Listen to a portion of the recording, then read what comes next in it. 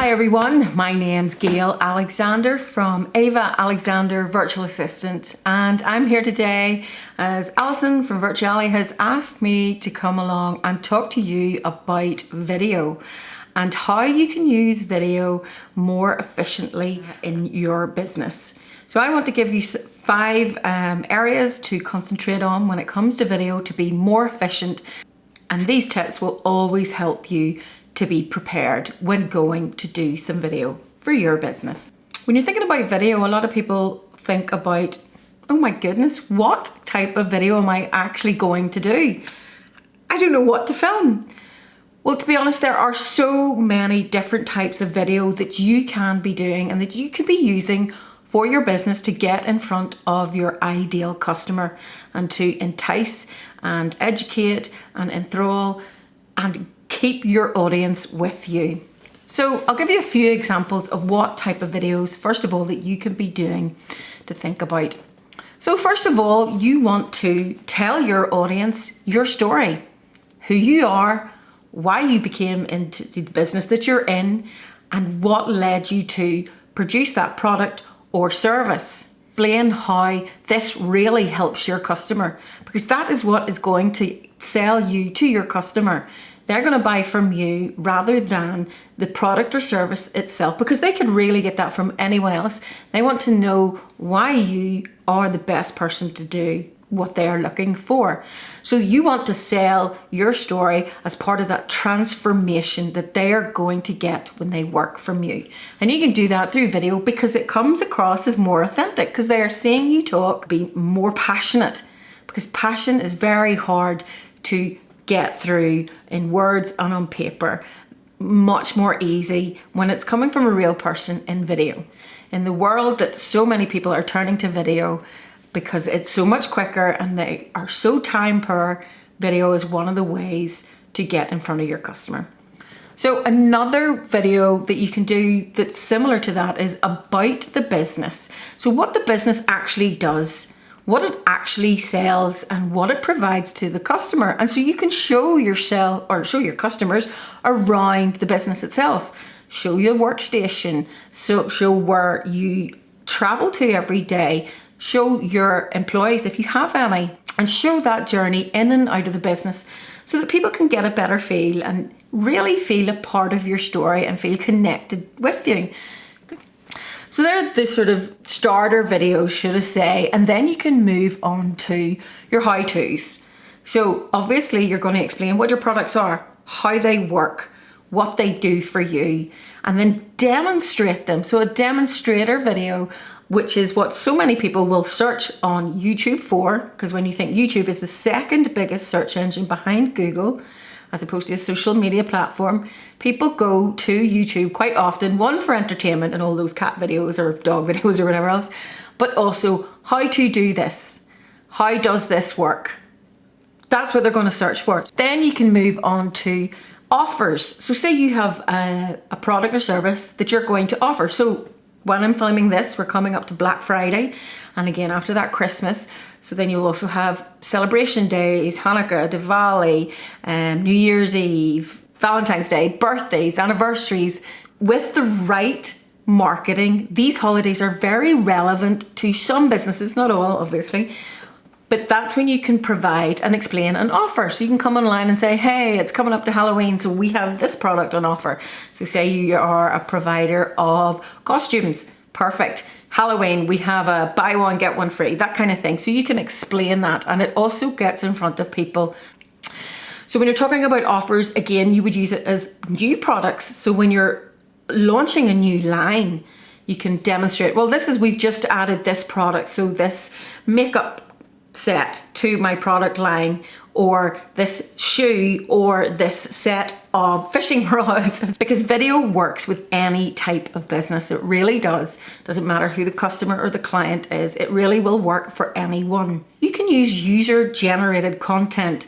So you can ask your customers to provide maybe feedback, demonstrations, or even stuff that they've posted on their social media.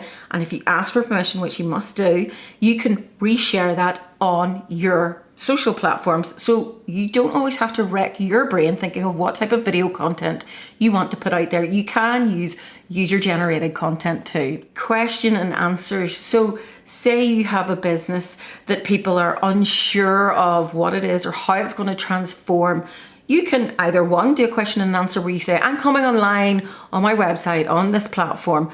Any questions, come on, jump in and I will answer your questions. So you can have people typing them away, or the likes of Instagram and Facebook. You can invite them to join you online live and you can answer their questions there and then.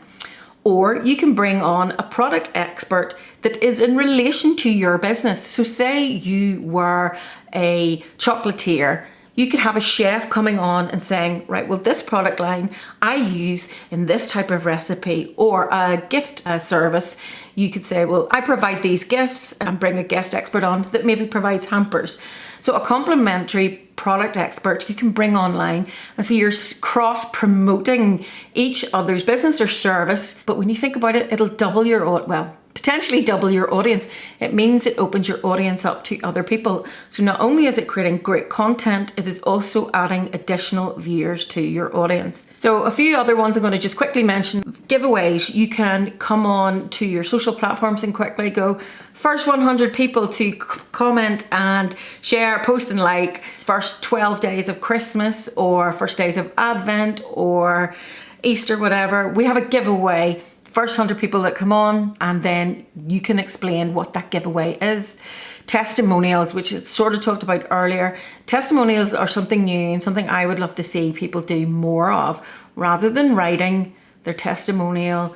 Now, if you get them to do it on video, and it is just as simple as getting someone to use it on their phone and sending you the video, short video, you can reuse that video, reusing that content to create text, pictures, images that you can add to your website, to your social posts, as well as the actual video itself. Just a flat image of the person speaking with the text of what they've said, whatever works. But I think testimonials are a really great way of getting people to really endorse what your product or service is. And if it's done in video format, I think it's much more authentic. Another one would be, like, because you want to entertain as well as educate, would be bloopers reel. Who doesn't love watching those kind of mistake videos or falling over videos? If you have any of those, show them in as well. Quite often you'll see people doing their main video and at the end they'll show their cutouts. Quite often see this on Instagram influencers. They'll maybe have their main video and then sometimes at the end they'll have their, oh, where I fluffed my lines, because they will edit.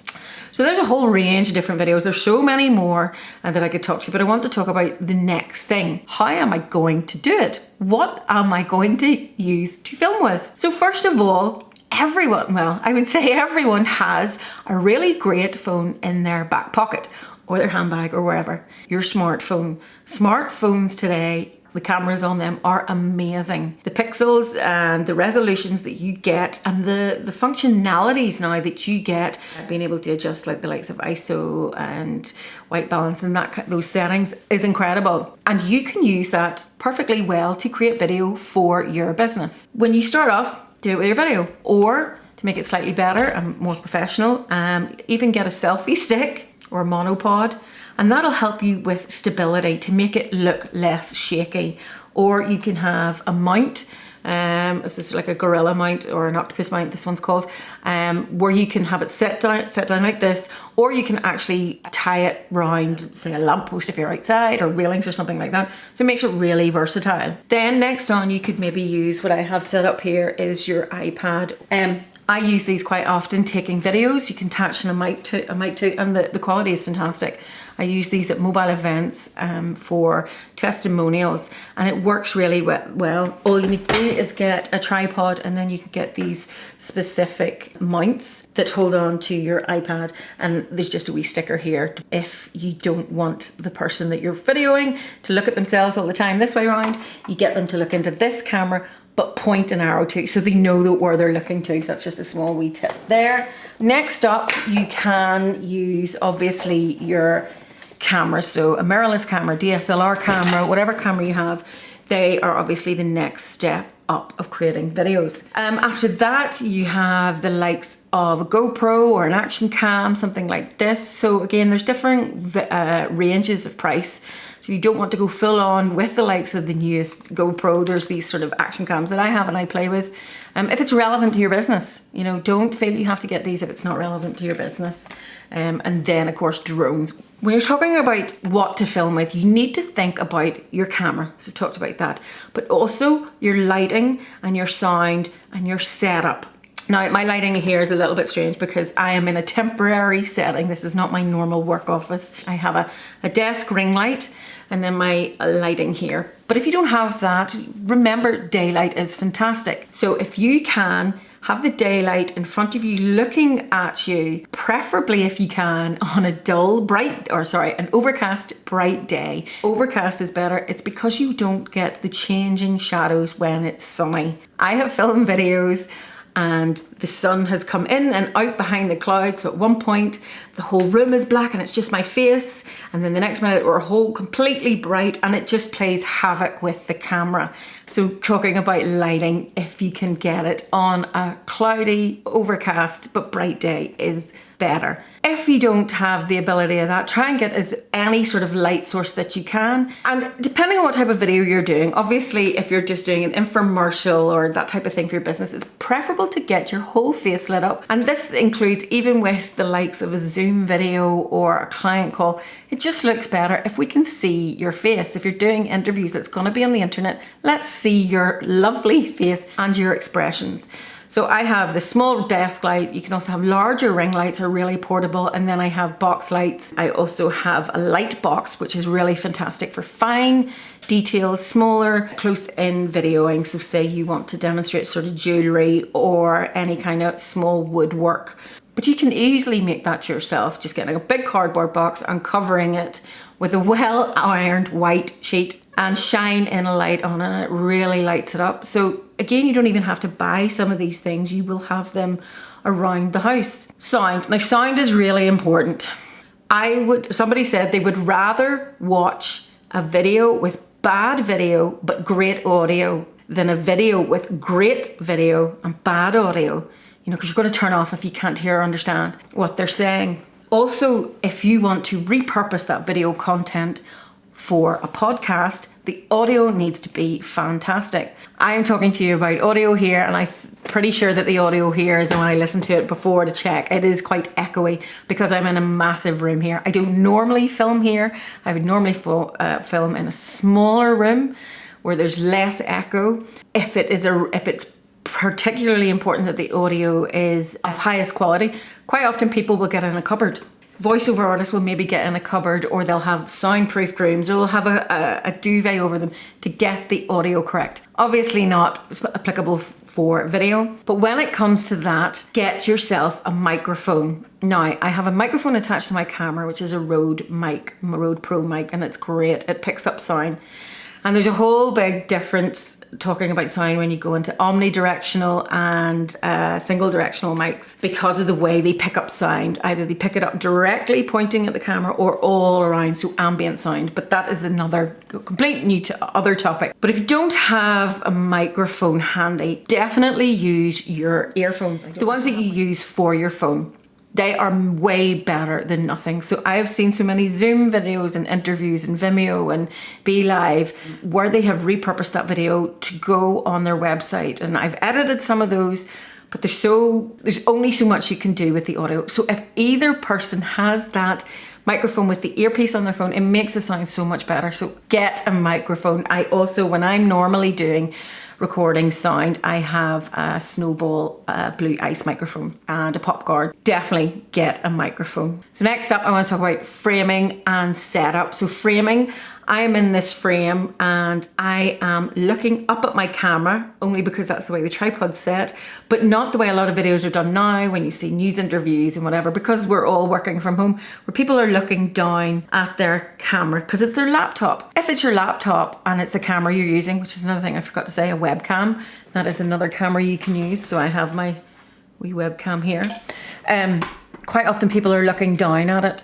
So just elevate your camera, elevate your webcam. All you have to do is get a load of boxes or books and this is what I have here, sitting at my desk. I have my laptop propped up like that so I can work at it, but also the camera is sitting up. So I'm looking at it directly.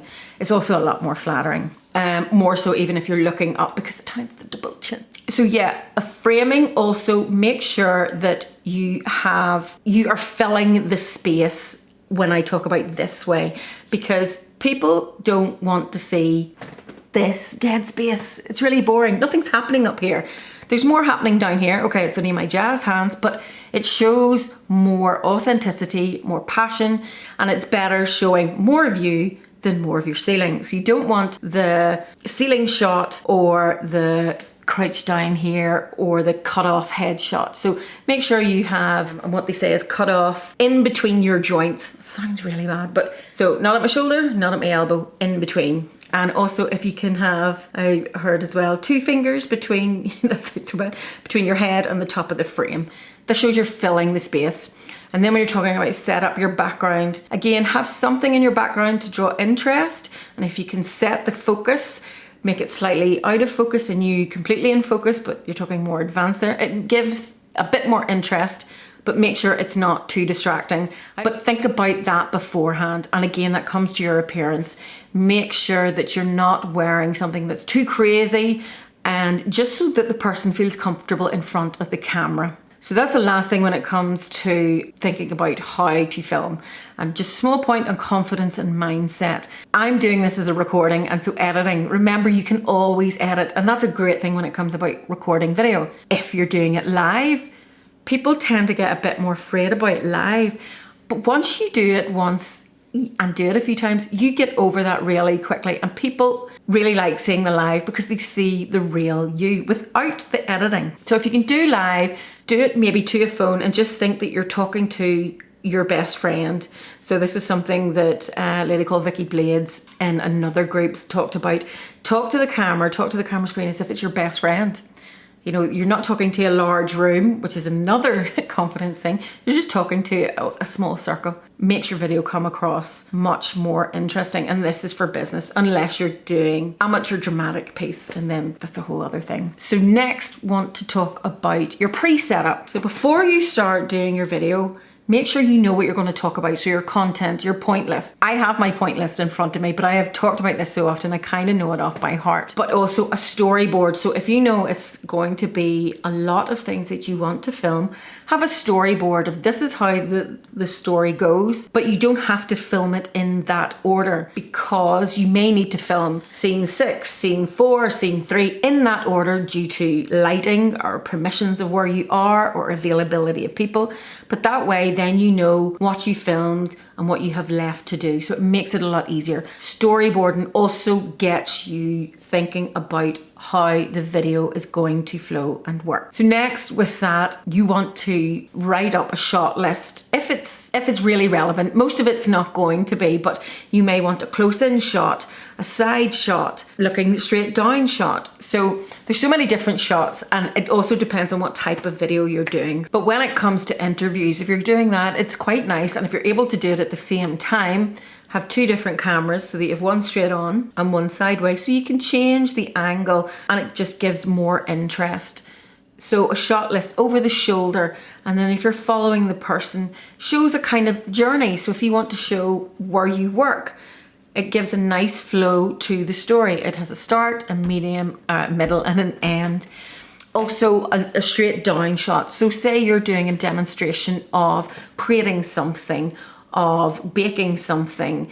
This is perfect, and it's very easy to get your tripod just to point straight down at what you're doing. If you're doing it on 3 different cameras, to match it up the sound and the video, an easy way to do it is get a clapper board. Now, you don't have to get a clapper board, but when you're coming to the editing, that noise will peak in the audio in your editing, so it makes it really, really easy. When you're thinking of your shot, think of the angle of what you're doing. Are you a tourist video where you're shooting down, like using a drone? So think of all those different angles.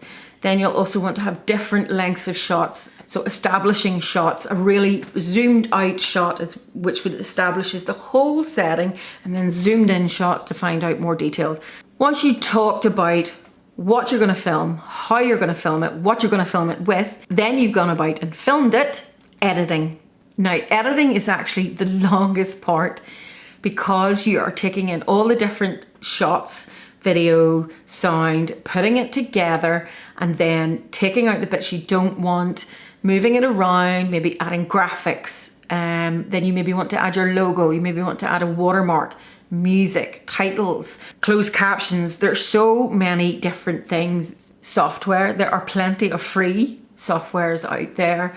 A lot of them will also offer the free version as well as a pro version, and then an expert enterprise version.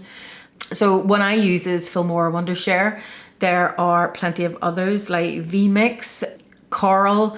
Other editing softwares would be like Loom and Wave, where you can not only create your video from your desktop, but you can also film your desktop and yourself at the same time. So for the likes of a demonstrator video, if you're demonstrating something to a client or to an employee, which is another type of video for onboarding new clients and new employees, is a really great way of doing it. You're talking through the process while filming yourself. They can see exactly what you are doing.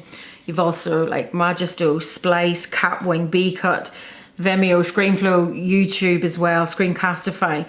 But there's also so many different places that you need to know where to go to get free stock image of images, video, music, the likes of Pixels, Pixabay, Cover.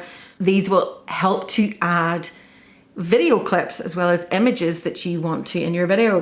And even with flat images, some of the techniques within the editing software will actually make them into a video themselves by using a key movement where you'll show a start point on your image and a move point, and the software will give movement to that image. So don't think that images are useless. They are really, even flat images, non-movement, are valuable in a video, but you can also add movement to them. So when it comes to software, you will have the main elements in your editing toolkit. So importing your media, so whether that is video, images, text, music, sound effects, whatever, you can import that in. Then you'll have a place where you can view it, and then you'll have it in the lower part where you can manipulate it. So where the timeline, where it adds, and you'll have different tracks where you can place different elements and in which order they sit. But the main thing is you're just putting it together, adding transitions between the different shots, editing out any mistakes, adding music, adding text on top of it, adding a starter and an ending to it, and then putting transitions, how they melt together, whether you want it like a swipe across or a jump up. Or so point 5, I want to talk about some extras. Video is really useful when it comes to email. There are a couple of softwares out there that allow you to create a video that goes straight to an email. BombBomb or Bonjour work really well to create a really intimate short clip and a personalized email to somebody, and it works really well. So yes, there are some softwares that you can create animations for explainer videos rather than having yourself doing it. So you can have like a cartoon, so the doodly, and with video being predicted as the main way people consume their content on their mobile devices, you need to think about adding subtitles, closed captions. Quite often your software will do that for you. So the likes of YouTube, you can add that in. It automatically produces a transcript of the video. However, make sure you go back and check it and edit it. So it's a little bit time consuming, and there are other providers out there that you can send your video to be transcribed at a small cost. So lastly, I wanted to talk about the search engine optimization. You need to have a title. You also need to, and it's the same with images, have an alternative title in the background so that if somebody's not able to view it, they can read what the title is, and make sure it's headline grabbing, because people aren't going to watch a video that has the title of, "This is the greatest video ever that you need to watch to make sure that you can be the best at so and so and so." A title that is top 5 ways to increase your Instagram audience, 3 ways to guarantee whatever your product or service is going to do.